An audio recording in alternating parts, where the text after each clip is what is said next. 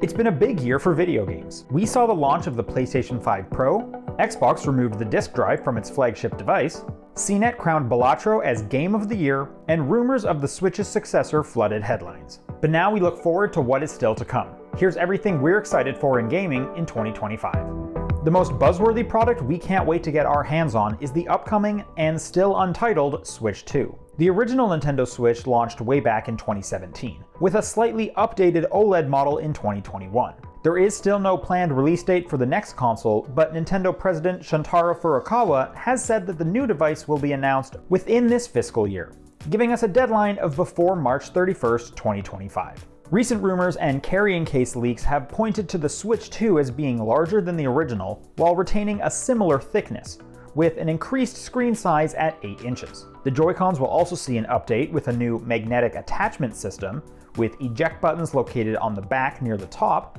as opposed to the rails from the first model. There also appears to be a new C button under the home button that's functionality also remains a mystery.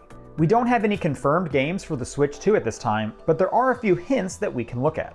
Furukawa has confirmed that the console will be backwards compatible with original Switch games, although it's unclear whether this applies to downloaded titles and/or physical Switch cartridges. And if we look to unreleased titles, some developers have begun changing their release language. For example, the Yooka-Laylee remaster, Yooka-Replaylee, has a generic Nintendo logo in its announcement trailer, as opposed to the standard Switch logo that is normally used. We also know that the long-awaited Metroid Prime 4 is in development with a release date of 2025. We can assume it will be out for the new hardware, seeing as their launches will be so close. Maybe a version will be released for both Switch consoles. Developers often do split generation releases when a new console launches in order not to miss out on sales from the larger, last-gen install base, such as Breath of the Wild releasing on both the Wii U and original Switch. We are now beginning to see reports and leaked visuals of what a new updated Steam controller will look like. This new design takes a ton of inspiration from Valve's Steam Deck handheld, which is fitting since Valve has said the Deck took inspiration from the original Steam controller. The new controller looks almost exactly like what would happen if you removed the screen from a Steam Deck and squished the two sides together.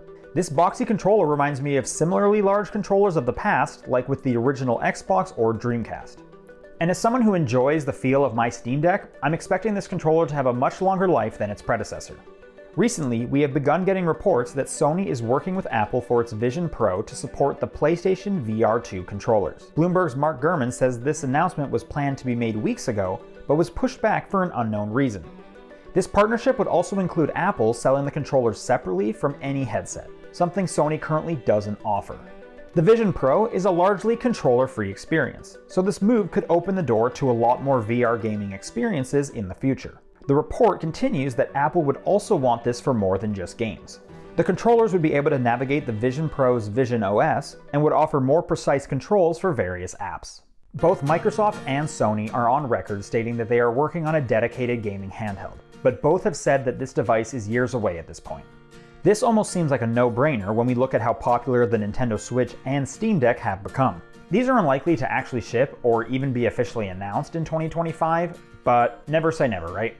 Sony's report includes specs targeting PS5 quality games for the handheld, which would be quite hard to pull off in a small and not crazy expensive form factor at this time. There's also no word on whether this device would be dockable, like with the Switch, or simply allow display out like the Steam Deck.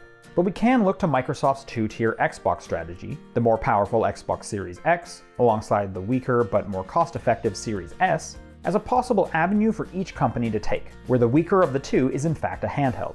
Over on Valve's side, they have also said they are planning to make a successor to the Steam Deck, but the power and components are also years from being marketable. We are all eagerly awaiting Grand Theft Auto 6, the sequel to one of the best-selling games of all time. There have been trailers and leaks over the years showing the gameplay you would expect, but the big question is where GTA Online will take things. Live service games weren't a thing when 5 launched, and the gaming industry has changed quite a bit since its launch in 2013. There's also the big question of whether GTA 6 will keep its 2025 release date or get delayed into the next year. Bloomberg's Jason Schreier has even said that many publishers are waiting as long as possible to commit to a fall 2025 release date, because they're worried about going up against GTA 6. Quote, "They're determined to keep their own games far, far away. Regardless of when GTA 6 is released, we are sure to hear more about it than any other game throughout 2025. And that's everything we expect to make a splash next year in gaming. But I want to hear from you. Is there anything you're looking forward to or excited about? Let me know in the comments, and thanks for watching.